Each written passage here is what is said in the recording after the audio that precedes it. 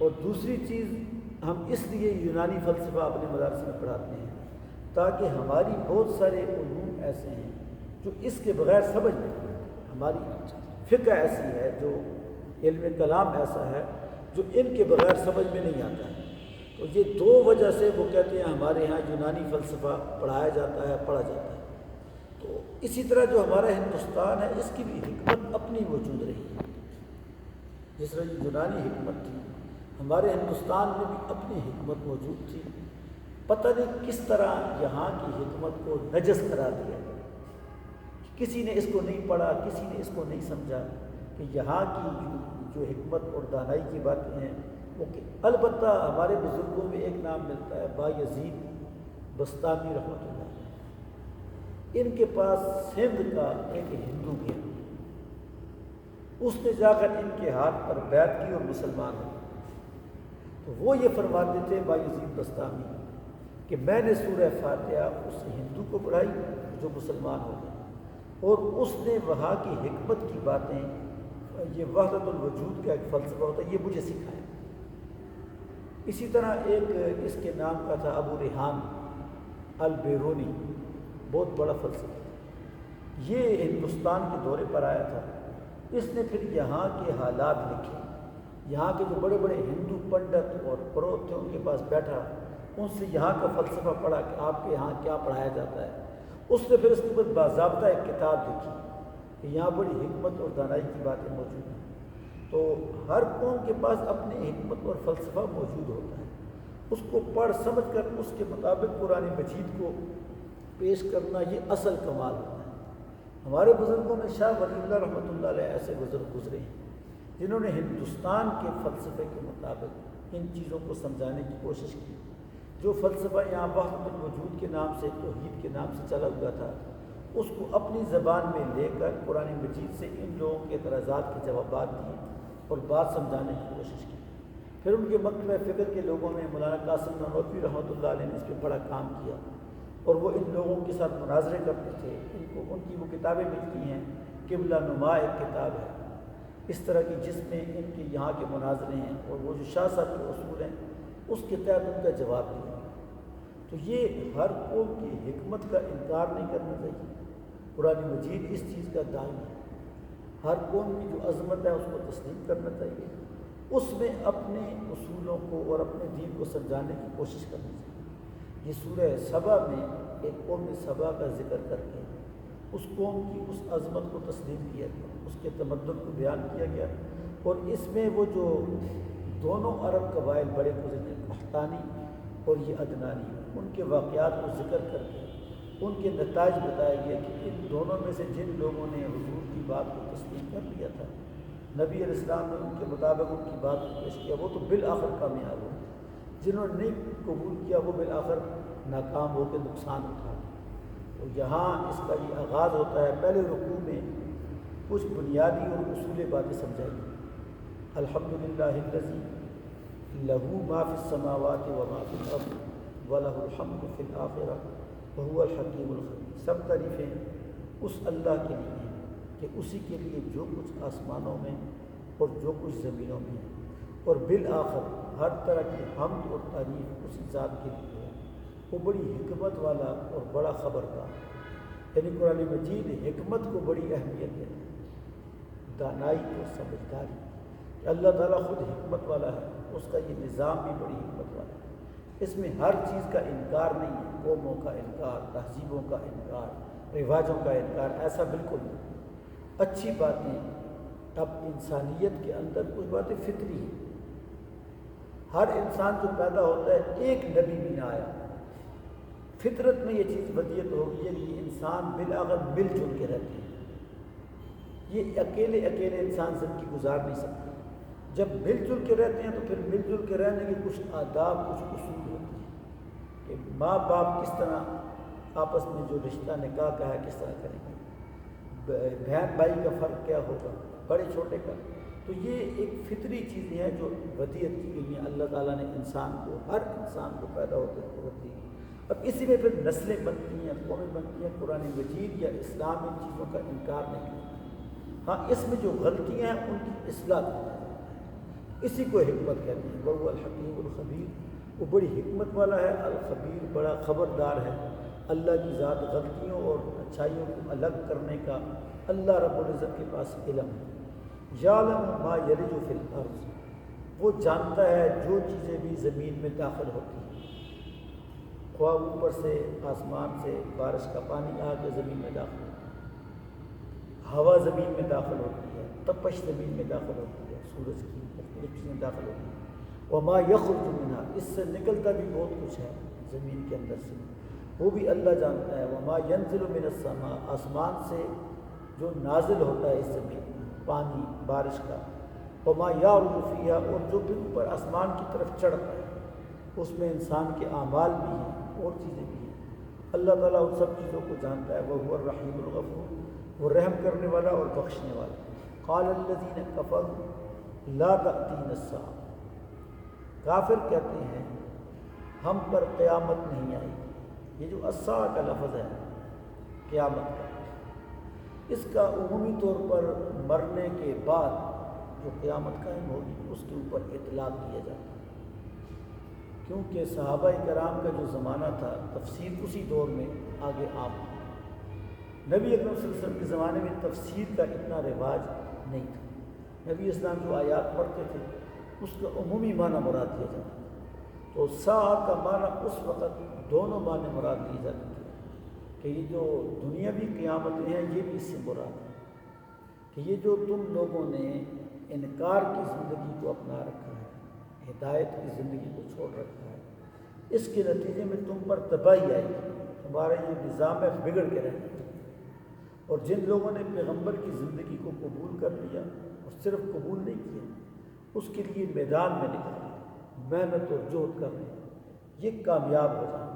یہ قیامت کا ایک منظر ہے جس میں ایمان والے کامیاب ہو جائیں گے اور کفر والے ناکام ہو جائیں گے، اور ایمان والوں کو اس کامیابی کے صلے میں انعامات ملیں گے اور کفر والوں کو سزائیں۔ دنیا میں بھی جب کبھی صحیح انقلاب آتا ہے، اسلام والے حق والے فتح حاصل کرتے ہیں، کفر والوں باطل والوں کے ہاتھوں سے اقتدار چھین لیتے ہیں، تو وہاں پر بھی یہی کچھ ہوتا ہے۔ یہ جو حق والے ہوتے ہیں ان کو عہدے ملتے ہیں، ان کو عام سیٹیں دی جاتی ہیں، اور جنہوں نے ان کا مقابلہ کیا ہوتا ہے ان کو جیلوں میں بھیجا جاتا ہے۔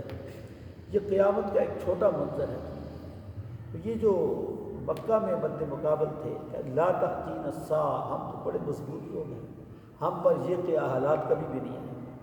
قل، آپ کہہ دیجئے بھلا کیوں نہیں، وربی، میرے رب کی قسم، لتأتینکم، تم پر یہ سارے حالات لازم ہیں، اس سے شک سے نکل جاؤ۔ عالم الغیب، یہ خبر کس کی طرف سے ہے؟ اللہ رب العزت، جو غیب کو، جس کو بعد کے حالات کا علم ہے کہ تم پر کیا حالات آنے والے ہیں۔ لا یعزب عنہ مثقال ذرہ، اس سے غائب نہیں ہے ایک ذرہ کے بھی 20ویں حصے کی چیز کو مثقال کہتے ہیں، چھوٹے درجے کے بھی 20 حصے کیے جائیں تو مثقال ذرہ، ایک ذرے کے برابر بھی کوئی چیز ہو، وہ اللہ تعالیٰ کی نظروں سے غائب نہیں، وہ سب کا نتیجہ جانتا ہے۔ فی السماوات ولا فی الارض، نہ ہی زمینوں میں نہ آسمانوں میں کوئی چیز اس سے غائب نہیں۔ لا اصغر من ذالک، یہ جو مثقال ذرہ ہے یہ تو مثال کے لیے کہہ دیا کہ اس سے کوئی چھوٹی چیز ہو تو وہ بھی اللہ کی نظروں سے غائب نہیں۔ ولا اکبر، نہ اس سے کوئی بڑی چیز، سب کچھ فی کتاب مبین، اللہ کے یہاں واضح طور پر لکھی ہوئی موجود ہے۔ اللہ اپنی مخلوق کے رجسٹر کو محفوظ رکھتا ہے، کوئی چیز اس کی نظروں سے اوجھل نہیں ہوتی، تو تم کس طرح سمجھ رہے ہو کہ ہم جو ہے محفوظ رہ جائیں گے؟ لیجزی الذین آمنوا وعملوا الصالحات، یہ سب چیزوں کو محفوظ رکھ کر قیامت کس لیے آئے گی، انجام کس لیے آئے گا کہ جو لوگ ایمان اور اعمال صالحہ والے ہیں، جنہوں نے محنت کی، ٹھیک نظریے کو قبول کیا، ان کو جزا دی جائے۔ لیجزی الذین اولئک لہم مغفرۃ ورزق کریم، ان کی جزائیں دو ہیں، ایک ان کی بخشش اور ایک رزق کریم۔ آخرت میں تو بات سمجھ میں آتی ہے کہ دنیا میں ہر مسلمان کے دل میں ایک کھٹکا سا لگا رہتا ہے کہ مجھ سے گناہ ہو، یہ گناہ تو انسان سے ہوتا ہے، کوئی اس سے بچ نہیں سکتا، کبھی کسی کے گناہ میں پردہ ہوتا ہے، کسی کا پردہ فاش ہوتا ہے، لیکن ہوتے سب گنہگار ہیں۔ تو یہ جو کھٹکا ہوتا ہے کہ میں گناہوں کے ساتھ جنت میں کیسے جاؤں گا، تو بتا دیا گیا کہ ان لوگوں کے لیے اگر یہ اپنی ٹھیک لائن سے ہٹیں گے نہیں تو ان کی گناہوں کو معاف کر دیا گیا اور پھر ان کو جنت میں داخلہ دے کے رزق کریم دیتے ہیں۔ دنیا میں بھی جو لوگ ٹھیک تحریک کا حصہ بنتے ہیں تو ان سے اپنی تحریک کے دوران کام کرتے وقت کبھی سستی ہو جاتی ہے، کبھی کاہلی ہو جاتی ہے، کبھی کوئی غلطی ہو جاتی ہے۔ تو جس دن فتح ہوتی ہے اس دن جو ان کا کمانڈر ہوتا ہے، بڑا ہوتا ہے، یہ اپنے مجاہدین کی غلطیوں کو معاف کرنے کا اعلان کرتا ہے۔ اب جب ہم بڑا مقصد حاصل کر چکے ہیں، یہ چھوٹی موٹی غلطیاں ہم نے سب کی معاف کر دیں، اور رزق کریم ان کو بھی انعامات دیتا ہے۔ یہ نہیں دیکھتا کہ چونکہ انہوں نے دوران تحریک سے کوئی غلطیاں ہوتی، غلطیاں تو میدان جہاد کے اندر صحابہ کرام سے بھی وقوع پذیر ہوئی، بعد میں بھی لوگوں سے ہوئی، لیکن اللہ تعالیٰ نے ان کی معافی کا اعلان کر دیا۔ والذین سعوا فی آیاتنا معاجزین، اور کچھ لوگ اس دوڑ میں لگے ہوئے ہیں کہ سعوا فی آیاتنا، ہماری آیات کے مقابلے میں دوڑ دھوپ کرتے ہیں، معاجزین عاجز کر دینے کی، ہم سے آگے نکل کر ہمیں عاجز کرنا چاہتے ہیں۔ اولئک لہم عذاب من رجز علیم، ان کے لیے عذاب ہے ذلت والا اور دردناک عذاب، کہ یہ اللہ تعالیٰ کی ہدایات کے مقابلے میں کھڑے ہیں اور یہ اس مزے میں ہے کہ ہم عیاشیاں کر لیں گے، ایسا کبھی نہیں ہوگا۔ وَيَرَى الَّذِينَ أُوتُوا الْعِلْمَ، اور جنہیں علم دیا گیا ہے وہ یہ خیال کرتے ہیں، الَّذِي أُنزِلَ إِلَيْكَ مِن رَبِّكَ هُوَ الْحَقُّ، کہ یہ جو آپ کی طرف ہم نے چیز نازل کی یہ تو حق ہے۔ وَيَهْدِي إِلَى صِرَاطِ الْعَزِيزِ الْحَمِيدِ، اور یہ رہنمائی کرتی ہے اس راستے کی طرف جو راستہ العزیز غالب ذات کا ہے، الحمید اور تعریف والی ذات کا ہے۔ یہ علم والے لوگ، عقل والے لوگ، خواہ کسی بھی قوم میں، دنیا کی 7 اقوام میں آپ جہاں بھی دین کو لے کر جائیں گے اور اس کو مناسب انداز میں ان کے سامنے پیش کریں گے تو وہ اس کی حقانیت کو تسلیم کر لیں گے۔ اور کچھ ایسے ہوں گے قال الذین کفروا هل ندلکم علی رجل، جو مذاق کریں کہ ہم تمہیں ایسا بندہ بتائیں جو نبئکم، جو تمہیں یہ خبریں دیتا ہے، اذا مزقتم، کہ جب تم ریزہ ریزہ ہو جاؤ گے، کل ممزق، ہر طرح سے ٹکڑے ٹکڑے ہو جائیں، انکم لفی خلق جدید، پھر تم دوبارہ پیدا کیے جاؤ گے۔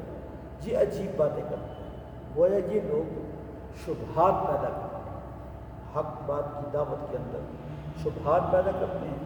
افطرا علی اللہ کذبا، کہتے ہیں اس نے اللہ کے اوپر جھوٹ بول دیا، خدا نہیں دوبارہ چیزوں کو پیدا کرتا۔ ہم بھی جنہ، کہتے ہیں یا اس کو جنون کی بیماری لاحق ہو، یہ پاگل ہو گیا۔ بل الذین لا یؤمنون بالآخرہ، نہ یہ جھوٹ بولتا ہے نہ یہ مجنون ہے، بلکہ یہ لوگ جو آخرت پہ یقین نہیں رکھتے، فی العذاب والضلال البعید، یہ عذاب میں بھی مبتلا ہوں گے اور کھلی گمراہی میں بھی مبتلا ہوں گے۔ افلم یروا الی ما بین ایدیہم وما خلفہم من السماء والارض، کیا انہوں نے غور نہیں کیا ان کے سامنے اور ان کے پیچھے، آسمان اور زمین کے درمیان بڑی نشانیاں موجود ہیں۔ ان نشاء نخسف بہم الارض، اگر ہم چاہیں تو ہم ان کو زمین کے اندر دھسا دیں، او نسقط علیہم کسفا من السماء، یا آسمان سے بادل کا کوئی حصہ ان کے اوپر گرا دیں۔ ان فی ذلک لآیۃ لکل عبد منیب، ہر ایسا عبد جو رجوع والا ہو اس کے لیے اس کے اندر نشانیاں موجود ہیں۔ اس میں ہمیں یہ سبق سکھایا جاتا ہے کہ کسی بھی قوم کے بارے میں کلیتاً فیصلہ نہیں کر دینا چاہیے کہ بھائی یہ قوم کبھی ہدایت پر نہیں ہے۔ ہر قوم کے اندر عقل والے، دانائی والے، بینا لوگ موجود ہوتے ہیں۔ اب بات یہ ہے کہ ان تک قرآن مجید پہنچایا کس نے، ان کی اسلوب اور ان کی زبان، ان کی رعایت رکھ کر ان تک اگر قرآن مجید نہیں پہنچایا گیا، اس کے مجرم وہ تو نہیں ہے، اس کے مجرم تو یہ قرآن والے ہیں جو یہاں لے کر بیٹھے ہوئے ہیں اور قرآن مجید کا درس تو دیتے ہیں، لیکن ان کا درس ہندو، عیسائی یا سکھ کے لیے نہیں ہوتا۔ کس کے لیے ہوتا ہے؟ صرف مسلمانوں کے لیے، مسلمانوں میں سے بھی صرف اپنے اپنے فرقے، اپنے اپنے فرقے میں سے بھی صرف ان لڑکوں کے لیے جو مدرسوں میں آ کر 8 سال کے لیے داخلہ لیں، کہ یہ قرآن مجید کا درس صرف ان کے سامنے پیش کر کے ہم نے اس قرآن مجید کو کل دنیا کی کتاب ثابت کرنا ہے، ایسے کس طرح ہو سکتا ہے؟ کل دنیا کی کتاب کو تو کل دنیا کے سامنے پیش کرنے کی صلاحیت بھی ہونی چاہیے۔ تو ہمارے جو مدارس کے حضرات ہیں ان کو اس کے اوپر کام کرنا چاہیے۔ ایک تو اس تاریخ کا مطالعہ کہ اس وقت کل دنیا کتنی نسلوں کے اندر تقسیم ہے، ان کے ہاں کون کون سے ایسے رواج ہیں جو قرآن مجید کی بنیادی تعلیمات سے ٹکراتے ہیں، انصاف یا اصول کے خلاف ہیں، کون کون سی چیزیں ان کے اندر بہتر ہیں کہ آپ جب قرآن مجید کو ان کے سامنے پیش کریں تو آپ کو پتہ ہو کہ آپ اس کے مطابق۔ اب ظاہر ہے ایک بندے کے دماغ میں بیک وقت اپنے یہ چھوٹے چھوٹے فرقوں کی لڑائیاں بھی اور یہ بھی، پھر یہ عالمی سطح پہ سوچ کب پیدا کر سکتے ہیں؟ اس لیے قرآن مجید کو اس انداز میں سمجھنا کہ یہ کل بنی نوع انسان کی کتاب ہے۔ عرب کے لیے بھی یہ ابتداءً تھی کہ یہ عرب اپنے اندر یہ صفات پیدا کریں تاکہ یہ کل بنی نوع انسان کے لیے رہنما بن سکے۔ اب اگر وہ نہیں کر رہے تو یہ اجمیوں کے لیے، ہمارے ہندوستانیوں کے لیے بھی یہ اسی طرح کی کتاب ہے کہ ہم اس کے اندر سے ہدایات لے کر اپنی خرابیوں اور اپنی غلطیوں کو دور کریں۔ خرابیاں اور غلطیاں ایک تو شخصی ہوتی ہیں کہ ہر آدمی کی ذاتی زندگی کے اندر گناہ بھی ہوتے ہیں، اچھائیاں بھی ہوتی ہیں۔ ایک اجتماعی ہوتی ہے، اجتماعی جو انعامات ہیں ان کی اللہ تعالیٰ کی طرف سے الگ پوچھ گچھ ہوتی ہے، اور اجتماعی جو گناہ ہیں ان کی الگ سزا ملتی ہے۔ تو یہ کل بنی نوع انسان کے لیے اگر ہم بیٹھ کر نہیں سوچ رہے، ہماری سوچیں وہ تنگ ماحول میں آ گئی ہیں، ہم یہ سب انسانوں کے بارے میں نہ فکر مند ہوتے ہیں، نہ اس قرآن مجید کو ان کے لیے پیش کرنے کے لیے کوئی پروگرام بناتے ہیں، تو اس کی گناہ گار اور مجرم ہم ہوتے ہیں۔ اس طرح آپ اگلے رکوع میں وَلَقَدْ آتَيْنَا دَاوُودَ مِنَّا فَضْلًا سے یہ جو عرب اقوام ہیں، قوم سبا، اور ان کا یہ پورا ذکر اس کے اندر آئے گا، اس میں آپ کو سمجھ میں آئے گی کہ قرآن مجید کس طرح عرب قوم کو ان کی غلطیوں سے آگاہ کر کے ان کی رہنمائی ہے۔ ٹھیک ہے۔